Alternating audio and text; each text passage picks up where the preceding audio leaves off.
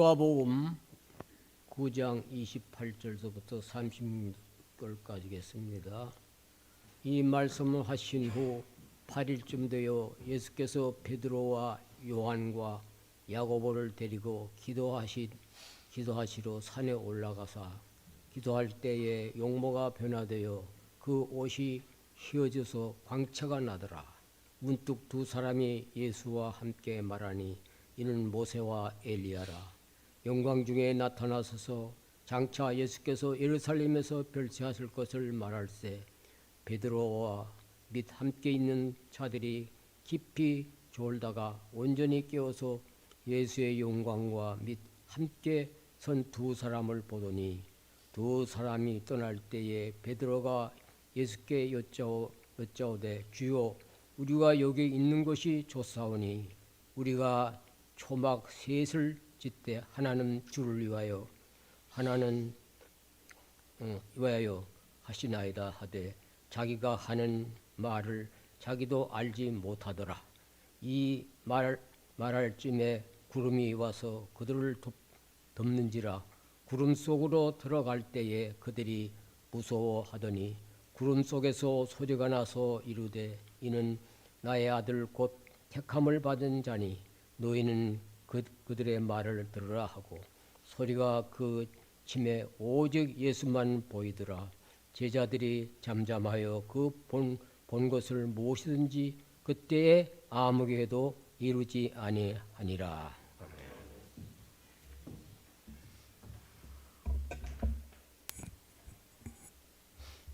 감사합니다. 2025년 한 해의 마지막 주일 예배로 드립니다. 올 한 해 여러분 어떻게 지내셨습니까? 의뢰하는 말이지만 2025년 1월 1일 시작한 지가 엊그제 같은데 벌써 한 해의 마지막 주일 예배로 드리게 되었습니다. 한 해를 마무리하는 때가 되면 다들 비슷하게 하는 말들이 있습니다. 올 한 해 참 힘들었습니다. 힘겨운 시간 어떻게 보냈을까? 내년에는 좀 더 나아지지 않겠는가? 이런 말을 하죠. 그러면서 내년에는 그래도 올해보다는 조금 더 나아질 것을 기대하며 한 해를 마무리하고 새해를 위한 계획을 세우려 합니다. 이것이 대부분 사람들이 연말을 보내는 방식입니다. 이처럼 연말이 되면 신자든 불신자든 할 것 없이 한 해를 돌아보면서 반성하고 그리고 새해를 준비하는 것이 중요하지 않겠느냐 그렇게 말을 합니다만 이러한 주장에 성경은 동의하지 않는다는 사실 아십니까?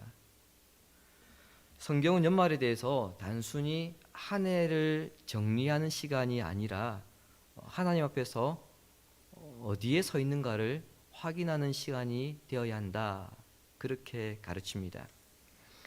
오늘 우리가 이 문제에 대해서 좀 고민하는 시간을 가지고자 합니다.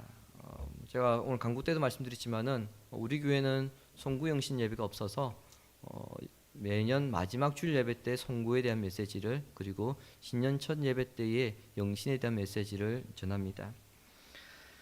그래서 오늘은 송구에 대한 메시지를 통해서 하나님 앞에서 우리의 신앙을 돌아보고자 누가복음 9장 28절에서 36절 말씀을 이제 택하게 되었습니다. 본문은 우리에게 변화산 사건으로 잘 알려져 있습니다. 28절은 변화산 사건을 언급하기 이전에 이 말씀을 하신 후 8일쯤 되었다 이렇게 시작하고 있습니다.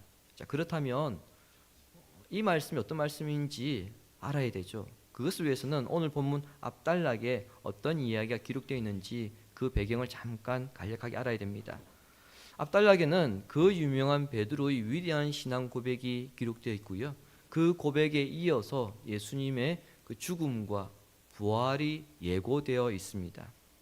그리고 여기에 대한 결론으로 주님은 너희들 가운데 즉 제자들 가운데에 하나님의 나라를 볼 자들이 있겠다 이런 말씀을 하셨습니다. 그러니까 그 말씀을 하신 날로부터 8일쯤 되었다 이 말입니다. 마태복음과 마가복음에도 이 변화산 이야기가 기록되어 있습니다. 그런데 마태와 마가는 이 변화산 이야기를 하면서 이 말씀을 하신 지 엿새가 지났다 그렇게 명확하게 말하지만은 누가는 굳이 엿새가 지났다 이렇게 말하지 아니하고 8일쯤이라고 하는 이 표현을 사용하였거든요. 그래서 이제부터 일어날 일은 대단히 중요한 의미를 가지고 있다는 것을 암시하고 있습니다. 성경에서 7은 굉장히 중요한 숫자입니다. 보통 믿지 않는 사람들은 7을 럭키 세븐, 행운의 숫자라고 그렇게 이야기하죠. 성경에서 7은 완성의 숫자입니다. 천지 창조가 7일 만에 완성이 되었고요. 그리고 안식일의 7째 날입니다. 그래서 7일이 굉장히 중요한 숫자입니다. 자, 그렇다면 성경에서 8은 어떤 경우에 쓰였는가도 봐야 되겠죠. 율법에서는 남자아기가 태어나면 태어난 지 8일 만에 할례를 행하도록 명시했습니다. 그리고 우리가 지난주에 말씀을 통해서 살펴보았지만은 제사장이 임직식을 하게 되면 위임을 하게 되면 7일 동안 임직식을 하게 되죠.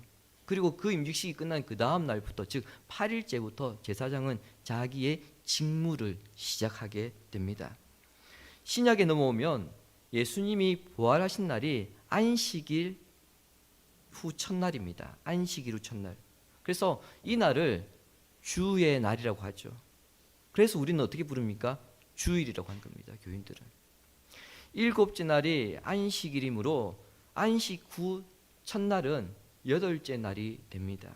결국 안식 후 첫날은 새로운 한 주간의 시작이라는 것을 의미하죠. 자, 이렇게 성경에서 나타나고 있는 8과 관련된 날들을 종합하면은 8은 완성을 넘어선 하나님의 새로운 역사가 시작되는 날이다. 그렇게 볼 수 있습니다. 누가는 지금 의도적으로 8일이라고 하는 이 날을 언급함으로써 이 변화산 사건은 단순히 어떤 기적을 보여주는 그런 사건이 아니라 하나님의 역사가 이제 새롭게 시작될 것임을 기대하면서 이 이야기를 읽으라고 권면하고 있는 겁니다. 아니나 다를까 이날에 놀라운 일이 일어납니다. 예수님이 산에 올라가서 기도하시는데 얼굴이 해같이 빛나고요. 그리고 세상에 어떤 사람이 그렇게 희게 옷을 세탁할 수 없을 만큼 옷이 하얗게 되었습니다. 이 정도만 해도 놀라운 일인데 여기에서 더 놀라운 일이 일어납니다.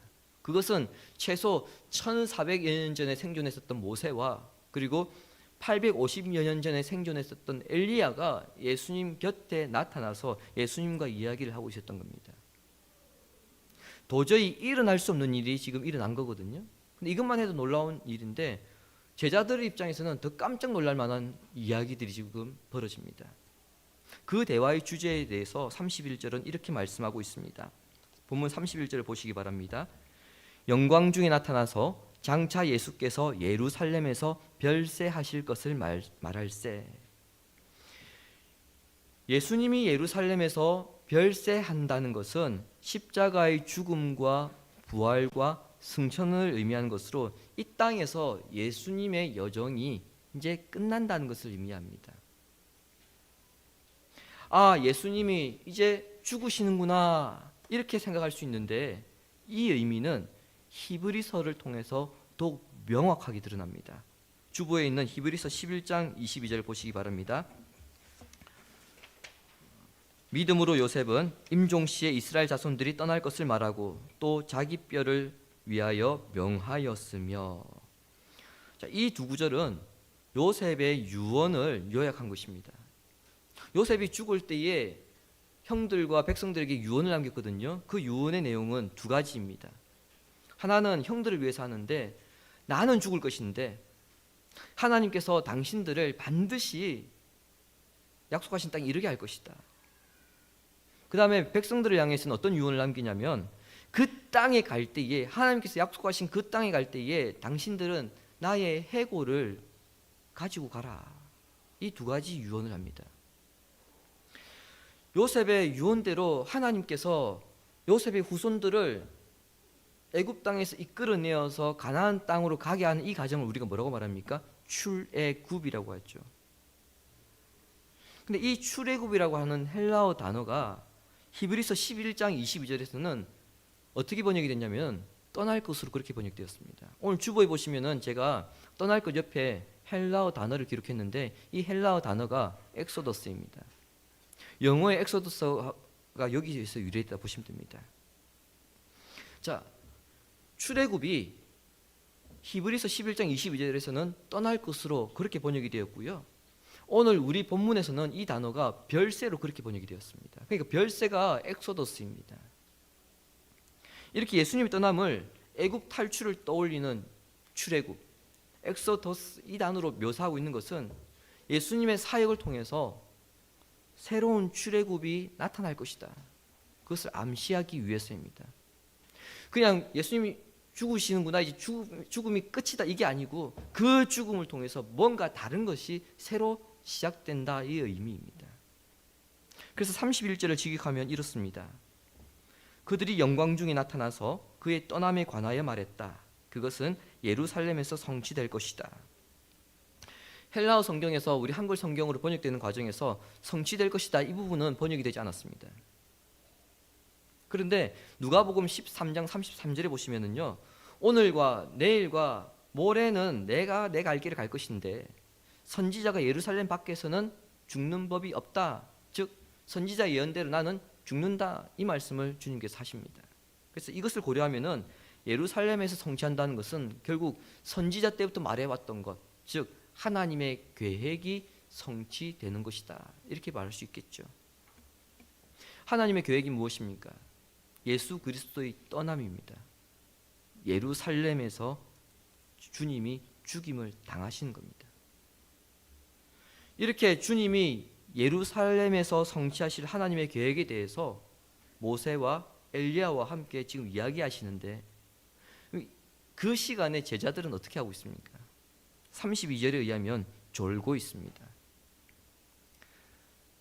여러분 한번 생각을 해보십시오. 설교 시간에 그 공간 자체가 뭐 이러다 보니까 약간 졸 수 있거든요. 근데 졸아도 미안한 분들이 계세요. 전혀 미안해하시지 않아도 되는데 미안한 마음을 가진 분들이 계세요. 근데 여러분 오늘 본문 어떻습니까? 예수님이 지금 굉장히 중요한 말씀하십니다. 내가 이제 죽을 거다, 내가 별세할 거다 이 말씀하시는데 그 순간 제자들이 졸고 있습니다. 그냥 조는 정도가 아니에요. 우리 본문은 아주 깊이 졸았다. 여러분 아주 깊이 졸았다 이 말은 주님 이 말씀하시는데 못 알아듣고 이 말입니다. 코 안 골면 다행이죠. 그 정도로 지금 깊이 졸고 있습니다. 제자들이 믿음이 왜 이 모양이냐? 지금 주님이 얼마나 중요한 얘기를 하시는데 잠이 오냐? 잠을 잘 때냐? 그렇게 생각할 수 있습니다.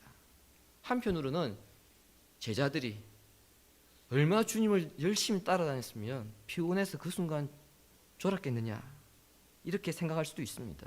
하지만 누가는 제자들의 믿음이 어떻다 이런 평가는 전혀 하지 않습니다.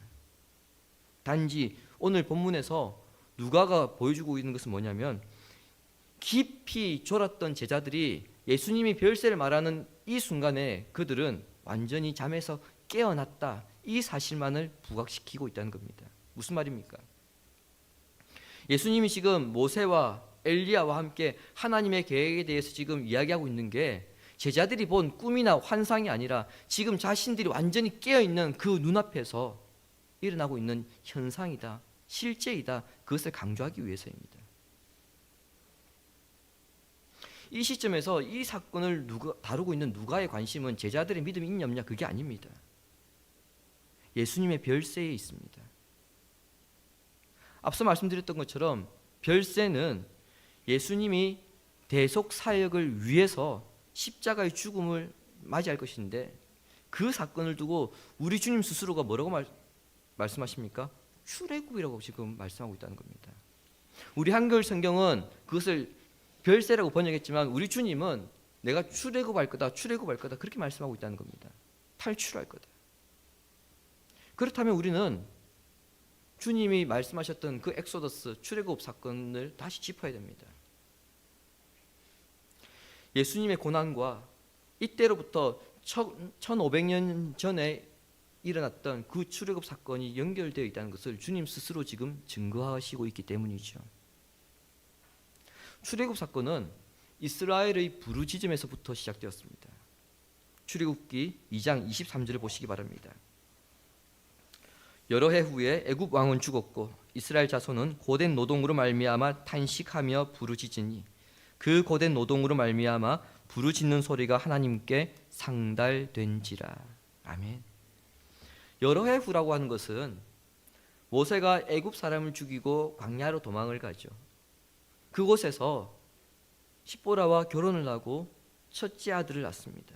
그 아들이 태어나고 몇 년 후라는 의미입니다. 그리고 그 기간 동안 어떤 일이 일어나냐면은 모세를 죽이려 했던 애굽의 왕 바로는 죽고 새로운 바로가 즉위하게 됐죠. 그리고 그 바로에 의해서 이스라엘 민족이 감당했던 그 노동이 더 가혹해집니다. 얼마나 고되었던지 이스라엘 민족의 히브리 민족이 부르짖었던 소리가 하늘에 상달되었더라. 우리 성경은 그렇게 말씀하고 있습니다.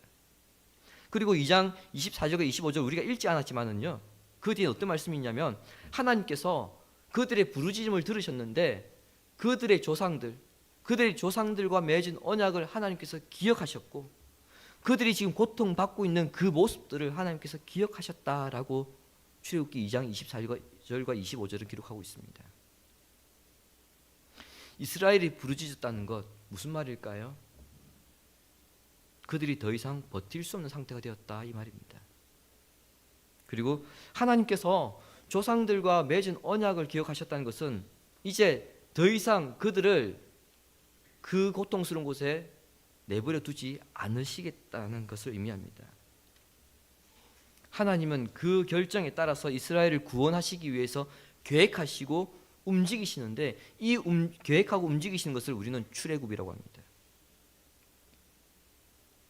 그런데 주님은 자신의 죽음을 출애굽이라고 하심으로써 예수님의 죽음은 죄인들을 어둠과 그 사망에서 건너게 하시는 하나님 계획의 실행이라는 것을 스스로 지금 밝히고 있다는 겁니다.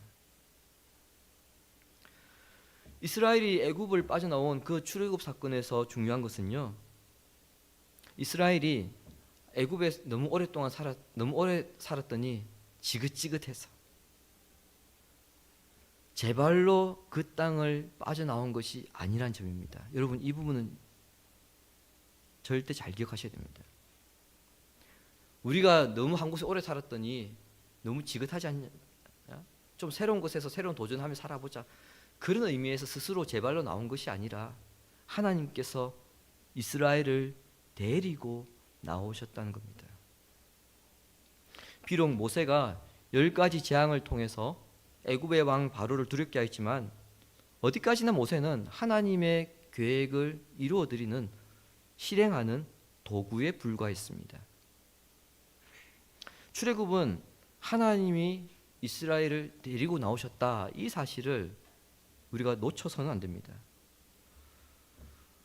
출애굽은 신자들에게도 구원 문제 외에 성화에 있어서 중요한 문제이기 때문에 우리가 이것을 놓쳐서는 안 된다는 겁니다.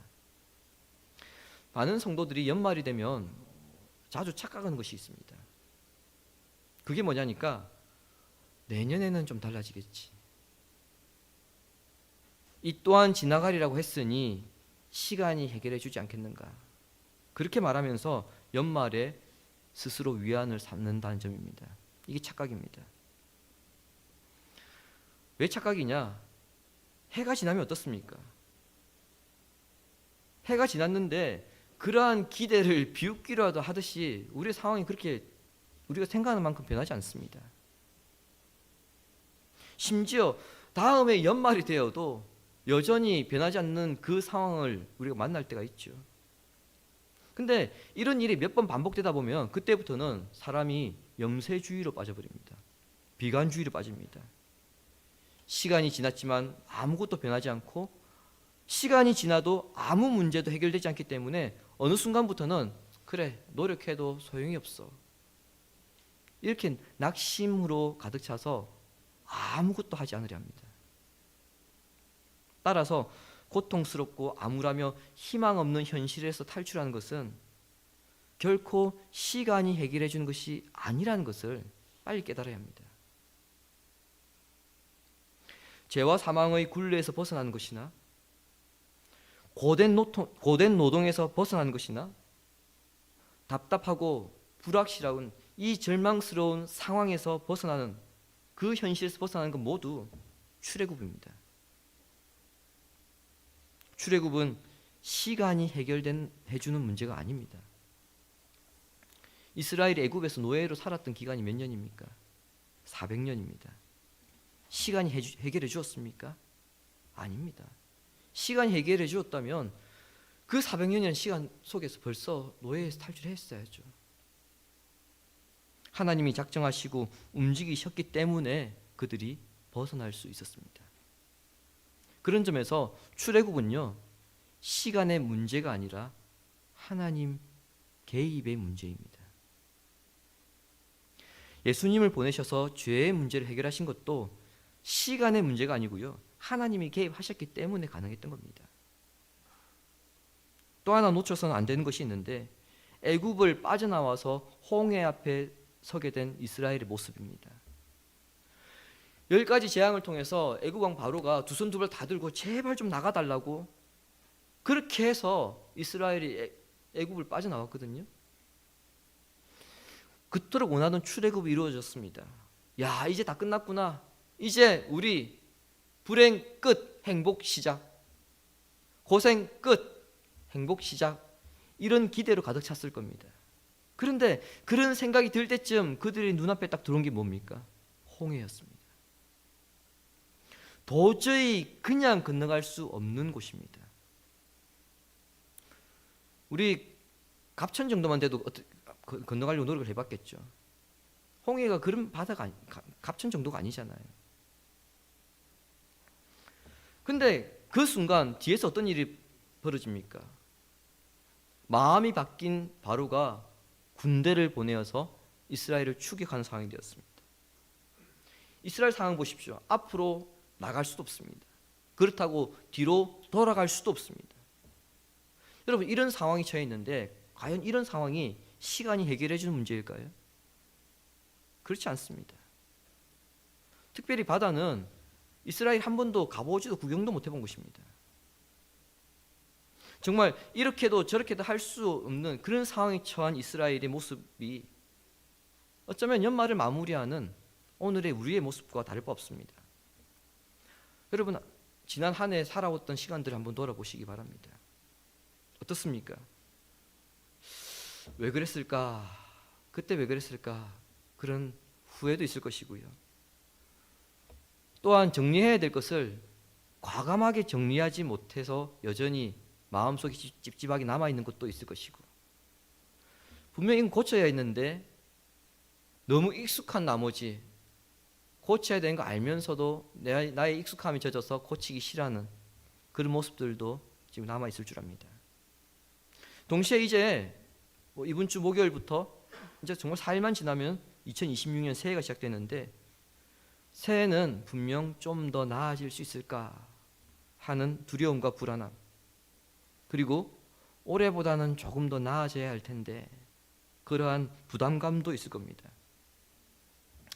그래서 자기도 모르게 입에서 나오는 말이 있습니다. 차라리 그때가 좋았다. 차라리 그때가 좋았다. 출애굽을 했음에도 여전히 애굽으로 돌아가고 싶거나, 그때 괴로웠으면서도 지금이 힘드니까 오히려 그때가 좋았다, 이해할 수 없는 말을 하고 있는 자신의 모습을 경험한 적이 있을 줄 압니다. 홍해 앞에 섰을 때에 모세가 선언했던 그 말을 여러분 기억하십니까? 출애굽기 14장 13절 14절을 함께 읽겠습니다. 모세가 백성에게 이르되 너희는 두려워하지 말고 가만히 서서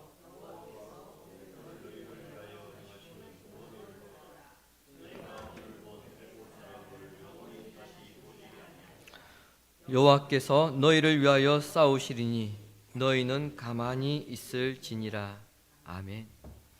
지금 이 상황이 후회가 되고 이 상황이 불안하고 앞을 생각하면은 부담이 있겠지만, 그렇다 하더라도 당신들이 바라보아야 할 것은 출애굽을 이끄신 하나님이라는 것입니다. 이것이 지금 모세가 외치고 있는 말입니다. 그런데 모세의 이 외침은 성경에서 한결같이 가르치고 있는 주제이기도 합니다. 출애굽 후 약 740여 년이라는 시간이 지났을 때에 이스라엘은 히스기야 왕이 통치하게 됩니다. 그때 세계 역사에서는 아시리아, 아수르 민족이 굉장히 강성했었는데 그 아수르 군대가 예루살렘을 침공하기 위해서 군대가 예루살렘 가까이 오고 있었습니다. 정말 긴박한 순간이죠. 이때 이스라엘의 지도자들이 어떤 결정을 하려고 하냐면은 봐라, 저 남쪽 애국 군대가 너무 강하지 않냐. 차라리 우리가 애국과 동맹을 맺어서 아수르를 대적하자. 그런 생각을 하게 됩니다. 그때 하나님께서 이사야 선지자를 통해서 이스라엘에게 주신 말씀이 이러했습니다. 이사야 30장 15절 보시기 바랍니다. 주 여호와 이스라엘의 거룩하신 이가 이같이 말씀하시되 너희가 돌이켜 조용히 있어야 구원을 얻을 것이요 잠잠하고 신뢰하여 함을 얻을 것이거든. 너희가 원하지 아니하고. 무슨 말씀입니까? 이것저것 대안 찾느라 시끄럽게 떠들지 말고 여기저기 손 벌리지 말고 잠잠히 하나님을 신뢰하라. 이때로부터 또 80여 년이 더 지납니다. 이스라엘의 왕은 요시야가 통치하고 있습니다. 그 사이 또 세계 정세가 급변합니다. 아수르가 이제 몰락하고 신바벨론 제국이 이제 급부상하고 있을 때입니다.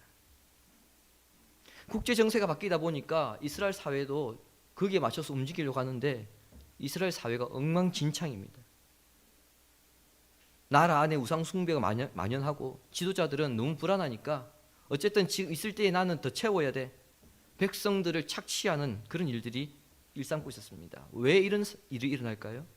현실과 미래가 불안하기 때문에. 그때 스바냐 선지자를 통해서 주신 말씀이 이러했습니다. 이 구절은 우리에게 찬양으로도 불려지고 있죠. 함께 읽겠습니다. 스바냐 3장 17절입니다. 너희 하나님 여호와가 너희 가운데 계시니 그는 구원을 그가 너로 말미암아 기쁨을 이기지 못하시며 너를 잠잠히 사랑하시며 너로 말미암아 즐거이 부르며 기뻐하시리라 하리라. 아멘. 하나님이 모든 환난으로부터 구해줄 것이니 어려운 현실과 불안한 미래에 대해서 너무 걱정하지 마라. 그렇게 말씀하십니다. 모세도 그랬고요. 선지자들도 그러했고 우리 주님도 동일하게 뭐라고 말씀하시냐면 하나님께서 구원의 상황이 되면 그 상황을 건너도록 하나님께서 다시 이끌어내신다는 것을 성경은 한결같이 증언하고 있음을 우리가 놓쳐서는 안 됩니다. 주님이 사랑하신 교우 여러분, 출애굽은 끝이라고 생각합니다. 그러다 보니까 출애굽 이후에는 이제 우리가 고통스러운 순간이 끝났으니까 행복과 평안이 오겠구나 그렇게 생각합니다. 하지만 현실은 그렇지 않을 뿐더러 성경은 오히려 어떻게 가르치냐면요, 출애굽 이후에는 광야가 있다고 가르칩니다. 출애굽 후에 가나안이 있는 게 아니라 출애굽과 그 가나안 사이에는 광야가 있다는 것을 가르칩니다. 이스라엘은 홍해를 건너서 40년간 광야 생활을 하게 됩니다. 예수님의 제자들은 어떻습니까? 예수님이 출애굽하셨거든요. 그러면 우리가 이제 정말 그토록 기다렸던 하나님 나라, 그 하나님 나라에서 생활했습니까? 아니죠. 예수님이 출애굽하셨는데 정작 제자들은 유대 종교 지도자들과 로마 제국의 박해라고 하는 신앙의 광야 생활을 하게 됩니다. 출애굽했다고 해서 모든 것이 끝난 것이 아니라는 것입니다. 오늘 본문에서도 그렇습니다. 예수님이 출애굽에 대해서 말씀하시는 것을 베드로가 보았습니다. 너무 좋은 겁니다. 오늘 우리 본문에도 그렇게 기록되어 있는데 너무 좋아서 베드로가 자기가 지금 무슨 말 하는지도 모르고 이렇게 이야기합니다. 제가 여기다가 초막을 짓고 눌러 살겠습니다. 너무 좋으니까요. 근데 하나님은 어떻게 말씀하십니까? 본문 35절 보십시오.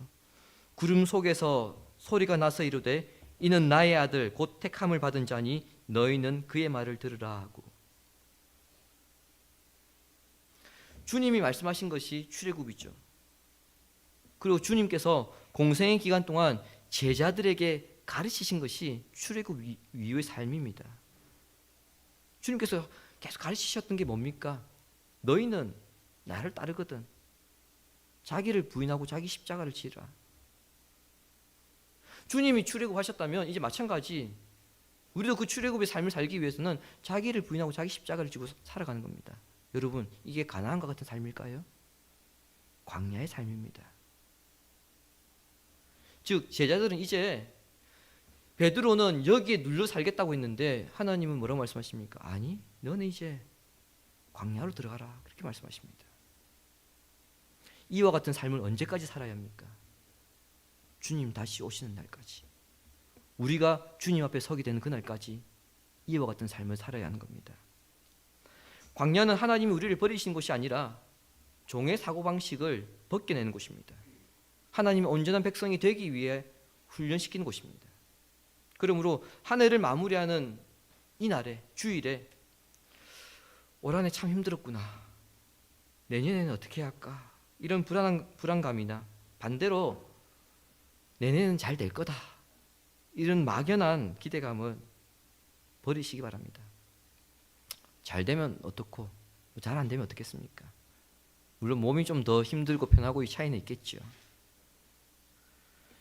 잘 되었든 아니면 그대로든, 그것도 아니면 더 상황이 안 좋아지든 간에 이 상황에서 가나안에 가기까지 내가 버려야 할 것들은 버리고 갖추어야 할 것은 갖추고, 이러한 광야 훈련을 해나가는 것이 더 중요합니다.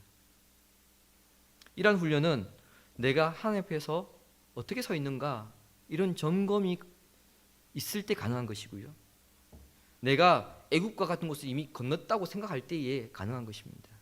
내가 이제 더 이상 불신자의 삶이 아니다, 내가 신자로서의 정체성이 있다, 그런 확신이 있을 때에 이런 훈련이 가능하게 되는 겁니다. 이미 나는 죄와 사망의 굴레에서 출애굽하였다, 이런 확신이 있다면 연말에 우리는 이런 점검을 해야 됩니다. 내가 버릴 것은 뭔가, 내가 하나님 나라를 가기 위해서 갖춰야 될 건 뭔가, 그런 것들을 생각해야 됩니다. 조금 더 잘 되고 못 되고 그런 문제가 우리에게 중요한 문제가 아니라는 겁니다. 우리를 죄로부터 환난으로부터 출애굽시키시는 그 하나님을 신뢰함으로써 아쉬움, 후회, 이런 모든 마음들을 좀 내려놓으시고 새해에도 우리를 모든 상황으로부터 구원하실 하나님을 기대하면서 한 해를 마무리하는 성도가 되기를 성부와 성자와 성령의 이름으로 축원합니다. 아멘. 한 해 동안 우리 자신의 삶을 돌아보면서 때마다 도우신 하나님 은혜에 감사하며 또 그 하나님 앞에 우리가 서 있기를 소망하면서 함께 찬양하겠습니다.